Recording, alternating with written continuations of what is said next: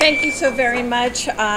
Good morning, everyone. I am so very happy to see so many people here today on this very, very special morning. And a very special morning to Assemblywoman Valerie Huddle. And as a very, I just want to say greetings to my legislative colleagues that are here and joining us on this very monumental, not only talking about a bill, but also making sure that we are here today for this important Human Trafficking Awareness Day.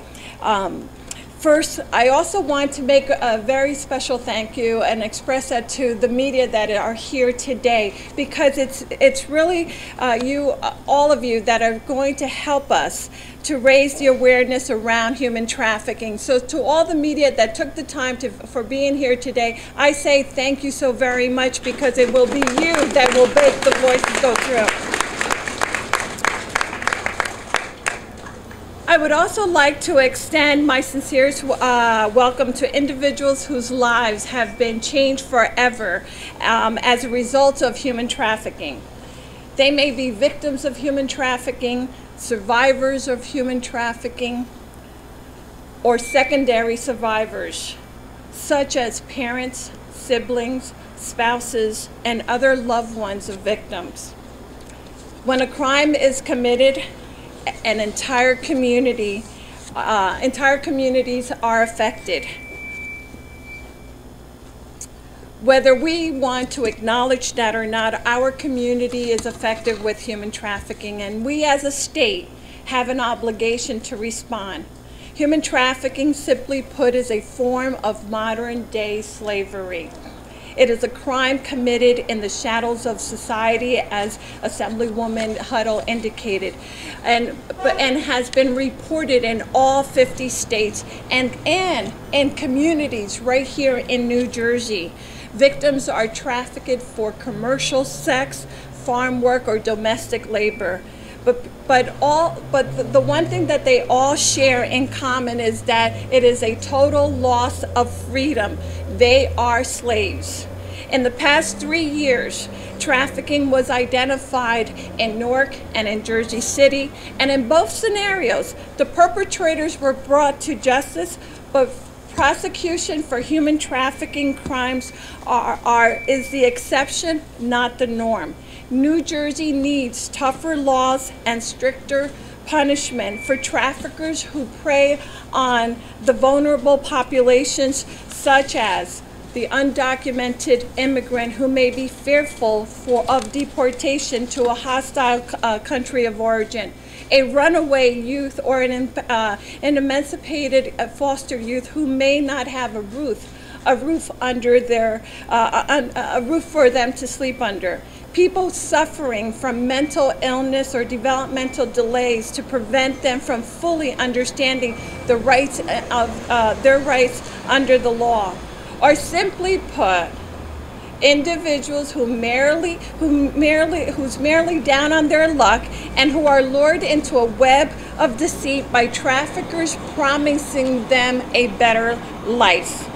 You know, the United States Department of State estimates that there are 14,500 and 17,500 people who are trafficked annually within the United States. According to the Journal of Applied Research on Children, 200,000 children are at risk yearly of being lured into sex trade.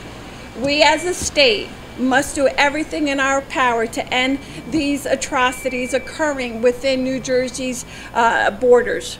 The men, women, and children who are victims of forced labor and prostitution often cannot escape. It is imperative for us to make the public aware of these actions.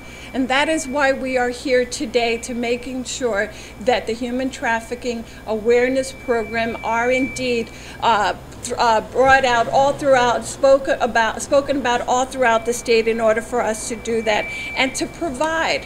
One of the very important things is also to provide law enforcement and advocates with the training necessary to break up these crime rings and bring traffickers to justice.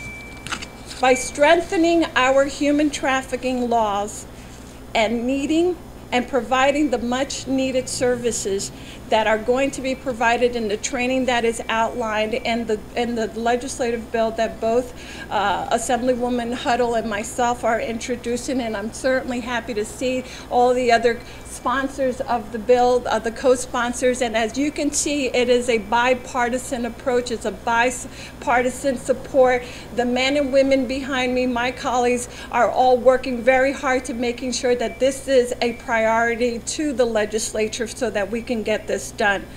But we need to make a real difference in the ending of trade of humans in New Jersey. And let me repeat that because I think it's important for us to make this horrible crime, as ugly as it is, we need to make sure, we really need to make a difference in ending the trade of humans in New Jersey and all throughout the country. Some of these victims, as I've mentioned, are the victims, the survivors, the secondary survivors may be here with us today.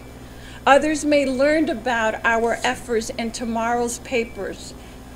To all of them, I say, we are fighting for you. Your voices will not be silenced. Your stories will not go unheard. And the pain that you've endured or are enduring will not go unpunished.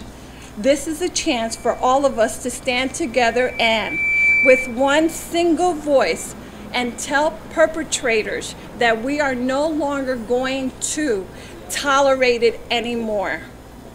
We really need to make sure that the time has come, and the time has come, for us to overhaul the existing laws and to bring those perpetrators to justice.